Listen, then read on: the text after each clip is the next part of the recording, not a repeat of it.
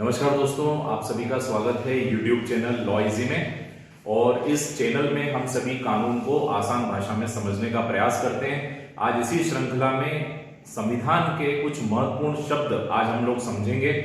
ऐसे कौन से फ्रिक्वेंट शब्द हैं जो इंडियन कॉन्स्टिट्यूशन में बार बार उपयोग में आते हैं और उन शब्दों का एग्जैक्ट मीनिंग क्या होता है। तो today we are going to cover important legal words of Indian constitution, यानी भारत के संविधान में प्रयुक्त होने वाले महत्वपूर्ण कानूनी शब्द। सबसे पहले हम बात करते हैं लेजिस्लेशन की। लेजिस्लेशन जिसे हिंदी में विधायिका कहा जाता है। लेजिस्लेशन वह अंग होता है, सरकार का वह अंग होता है जो कानून बनाता है। लेजिस्लेशन उसे कहा जाता है। तो कानून बनाने वाले अंग को लेजिस्लेशन कहा जाता है।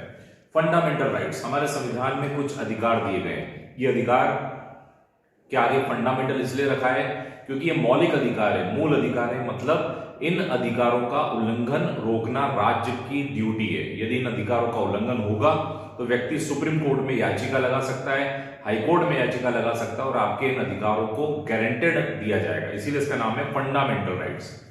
लेजिस्लेटिव असेंबली, विधानसभा, नाम सुना है हम सभी लोगों ने। विधानसभा के चुनाव होते रहते हैं। तो विधानसभा क्या होता है? विधानसभा एक लेजिस्लेटिव हाउस है, कानून बनाने वाला एक हाउस है। और इसको संविधान ने मान्यता दी कि राज्य में कोई भी कानून बनाते हैं तो वो लेजिस्लेटिव असेंबली द्वारा बनाया जाता है, इसे विधानसभा कहा जाता है। और जो लोग कानून बनाने की प्रक्रिया में भाग लेते हैं वो विधायक कहलाते हैं। They are called MLAs, member of legislative assembly. Preamble, हमारे संविधान में एक शब्द का इस्तेमाल हुआ है प्रियम्बल, जिसे हिंदी में प्रस्तावना अथवा उद्देशिका कहा जाता है। तो उद्देशिका नाम से स्पष्ट है, जो उद्देश्य बताती है, यानी संविधान के उद्देश्यों की इसमें व्याख्या की गई है। तो प्रियम्बल वह होता है जिसमें संविधान के उद्देश्यों को समझाया गया, ऐसे प्रस्तावना भी कहा जाता है। काउंसिल ऑफ मिनिस्टर्स, हम सभी लोगों ने एक शब्द सुना है काउंसिल ऑफ मिनिस्टर्स, यानी मंत्रिमंडल, इसे कैबिनेट भी कहा जाता है। सरकार का जो सत्ताधारी दल होता है वो सत्ताधारी दल अपना मुखिया चुनता है। जैसे केंद्र सरकार प्रधानमंत्री को चुनती है और राज्य सरकार में मुख्यमंत्री होते हैं। यही मुख्यमंत्री या प्रधानमंत्री जब अपने सहयोगियों को पोर्टफोलियो बांट देते हैं, मंत्रालय बांट देते हैं, तो वो काउंसिल ऑफ मिनिस्टर अथवा कैबिनेट कहलाता है। एक और शब्द इस्तेमाल होता है डायरेक्टिव प्रिंसिपल्स, यानी नीति निर्देशक तत्व। हमारे संविधान में नीति निर्देश भी बताए गए हैं, यानी नीति बनाते समय, पॉलिसी बनाते समय संविधान क्या एक्सपेक्ट करता है, यानी गवर्नमेंट से क्या एक्सपेक्टेशन की गई है कि वो किस प्रकार की नीतियां बनाएंगे ताकि जनता का कल्याण हो सके। तो ये कल्याणकारी नीतियों बनाने के एक निर्देश होते हैं, इसे डायरेक्टिव प्रिंसिपल्स कहा जाता है। इमरजेंसी, आपातकाल, इमरजेंसी को हिंदी में आपातकाल कहा जाता है। ये शब्द प्रयोग होता है जब कभी भी देश खतरे में है, देश का कोई भाग खतरे में है, तो ऐसी स्थिति में आपातकाल की घोषणा की जा सकती है। आपातकाल एक ऐसी स्थिति होती है जब राज्य सरकार की सारी शक्तियां केंद्र सरकार के पास आ जाती है। अमेंडमेंट, संशोधन, संशोधन का तात्पर्य है कि संविधान में अपने हिसाब से जब भी समय परिस्थितियों के हिसाब से बदलाव की जरूरत होगी तो संशोधन किया जाएगा। तो संशोधन एक प्रक्रिया होती है, परिवर्तन करने की प्रक्रिया को संशोधन कहा जाता है। सबऑर्डिनेट कोर्ट, यानी अधीनस्थ न्यायालय। अधीनस्थ न्यायालय वे न्यायालय होती है जो सुप्रीम कोर्ट और हाई कोर्ट से नीचे, यानी जिला स्तर पर होती है, तहसील स्तर पर होती है। इन्हें अधीनस्थ न्यायालय या सबऑर्डिनेट कोर्ट कहा गया है। रिजर्वेशन, आरक्षण, हम सभी लोगों ने आरक्षण के बारे में सुना है। हमारे समाज में बहुत सारी विभिन्नताएं हैं।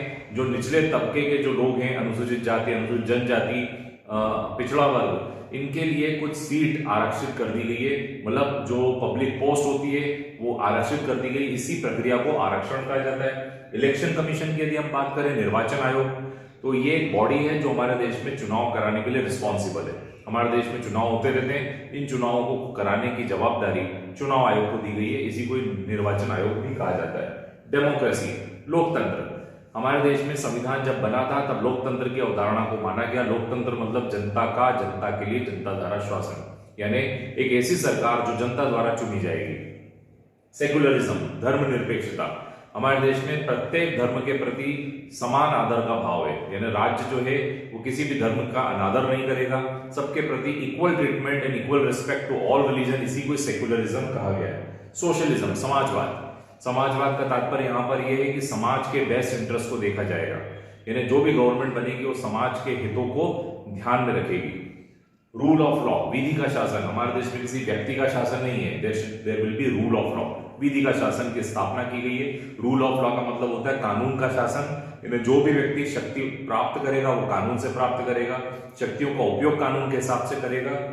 ओथ, शपथ, कोई भी पद धारण करते हैं तो उससे पहले उनको शपथ दिलवाई जाती है, संविधान की शपथ लेनी पड़ती है। शपथ का मतलब है कि जो भी मैं काम करूंगा वो जनता के हितों में करूंगा, संविधान का ध्यान रख के करूंगा, कोई व्यक्ति मिसयूज नहीं करेगा शक्तियों का, इसलिए उसे शपथ दिलाई जाती है ताकि किसी पद का दुरुपयोग न हो सके। कैग एक अथॉरिटी जिसे हम कंट्रोलर एंड ऑडिटर जनरल कहते हैं, यानी हम ये कह सकते हैं केंद्र सरकार का ये मुनीम होता है। मुनीम मतलब पूरी हिसाब किताब अकाउंट्स चेक करता है, इसे केग कहा जाता है, एक अथॉरिटी है। पीएम सीएम के बारे में हम लोग जानते ही हैं, प्रधानमंत्री और मुख्यमंत्री। केंद्र सरकार में सत्ता दल का जो मुखिया होता है उसे प्रधानमंत्री कहते हैं, और राज्य सरकार में सत्ता दल का जो मुखिया है वो सब मुख्यमंत्री कहा जाता है। शेड्यूल, हमारे संविधान में 12 शेड्यूल दी गई है। ये शेड्यूल को अनुसूची हिंदी में कहा जाता है। अनुसूची में किसी भी बात को विस्तार से कहा गया है। जैसे हम शपथ की बात करें तो शपथ का प्रारूप क्या होगा वो अनुसूची में बताया गया है। इसके बाद है आर्टिकल। संविधान की जो नंबरिंग है वो नंबरिंग धाराओं में नहीं होती है, यह अनुच्छेद में होती है, इसी को अंग्रेजी में आर्टिकल कहा जाता है। तो यह है मित्रों संविधान के कुछ महत्वपूर्ण शब्द जो कि हम लोगों ने इस शॉर्ट वीडियो में समझे। I hope you enjoyed this video and subscribe my channel law easy.